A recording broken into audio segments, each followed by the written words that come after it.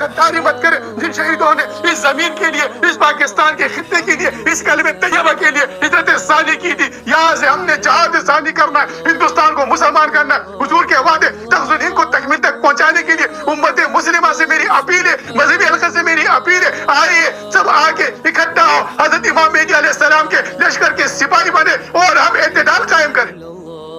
اعتدال قائم کرنا ہے، مساوات قائم کرنا ہے، رواداری قائم کرنی، برداشت اسلام میں عدم برداشت نہیں ہے، یہ جنونیت نہیں ہے اسلام میں۔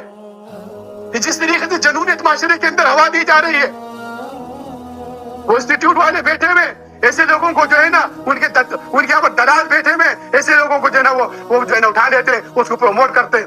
خدا نہ بچیے، غیر خداوندی سے بچیے۔ امت مسلمہ میں اعتدال کو قائم کرنا ہے، رواداری کو قائم کرنا ہے، اخوت کو قائم کرنا ہے، بھائی چارے کو قائم کرنا ہے۔ ان فضاؤں میں جو ٹکراؤ ہے اس ٹکراؤ کو ٹھہراؤ کی طرف لانا ہے۔